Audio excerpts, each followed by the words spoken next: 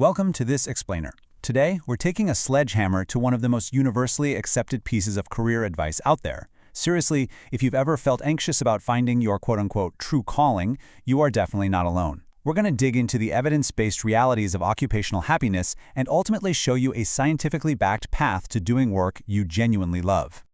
All right, let's kick things off with what is basically the holy grail of the passion hypothesis. I'm talking about Steve Jobs' incredibly famous 2005 Stanford commencement address. He stood in front of thousands of graduates and told them to never settle, insisting that finding a pre-existing passion is the sole engine for a great career. It sounds incredibly inspiring, right? Millions of people heard this and just took it as absolute gospel. But, this brings up a pretty jarring question for us. What if everything we've been taught about following our passions is actually just a dangerous lie? What if the exact advice that's supposed to bring us fulfillment is the very thing causing an entire generation to feel completely lost? Part 1. The Passion Myth versus Steve Jobs' Reality. Because if you actually look at Jobs' timeline in the 1970s, it is a wild ride. Back in the early 70s, he was a college dropout studying dance, Western history, and Eastern mysticism. He wasn't passionately tinkering with business plans. Then, mid-70s, he goes on this huge spiritual journey to India and trains at a Zen center. He literally only took a night shift at Atari just to make some quick cash. And Apple? When it started in 1975, it was just a low-risk side hustles to sell a few circuit boards to local hobbyists.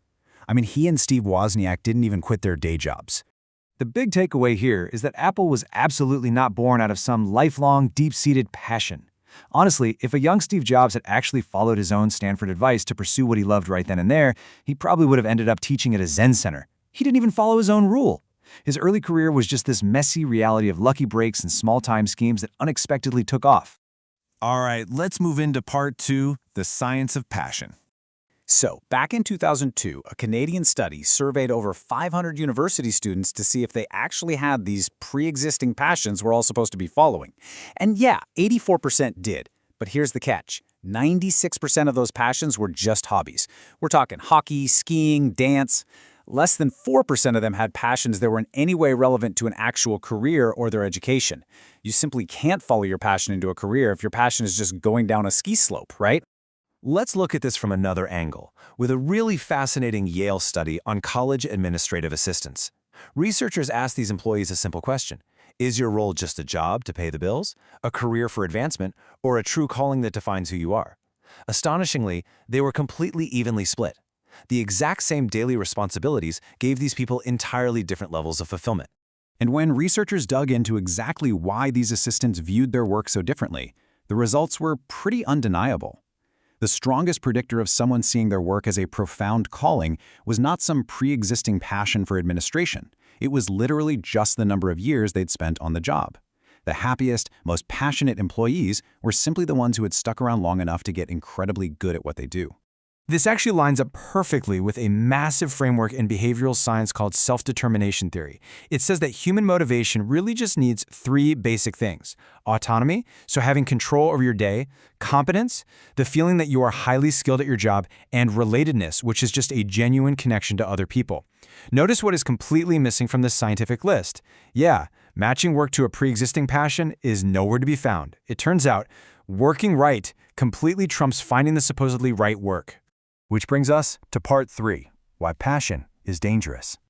To really understand why this is a problem, we have to rewind to 1970, when a wildly successful career guide called What Color Is Your Parachute hit the shelves.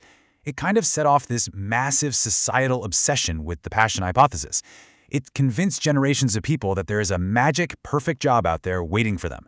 So when the reality of normal, difficult work eventually sets in, it creates this chronic job hopping and crippling self-doubt. You're constantly asking yourself, is this my true passion? Is there something better out there? And here is the real measurable fallout of that mindset.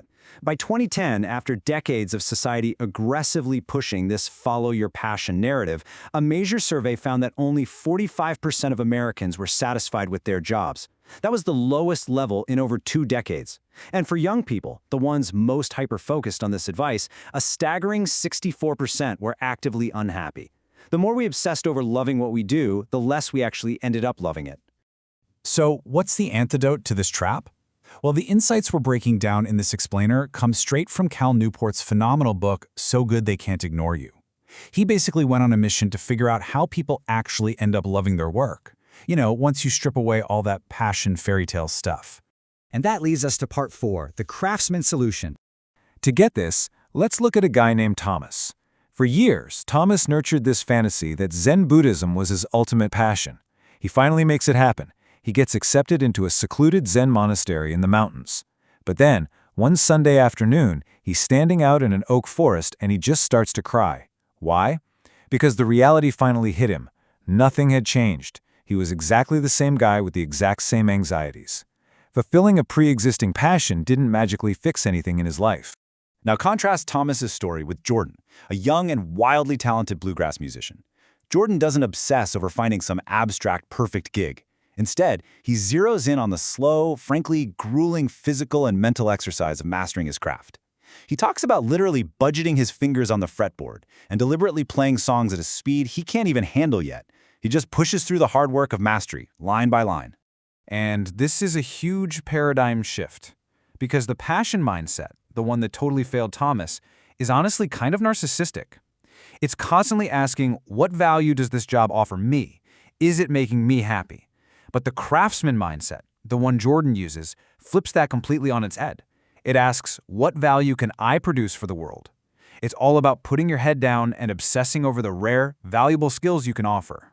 Which brings us to the ultimate piece of advice, courtesy of the legendary comedian Steve Martin. When people asked him for advice for aspiring performers, he didn't tell them to follow their passion. He said, be so good they can't ignore you. The truth is, passion isn't something you follow. It's actually a side effect of mastery. It only comes to you after you've put in the hard, craftsman-like work to become exceptionally skilled at something. So I'm going to leave you with this final provocative thought as we wrap up this explainer. Knowing what you know now about the messy reality of Steve Jobs' success, the actual science of motivation, and the trap of the passion mindset, are you ready to abandon the dangerous myth of simply following your passion?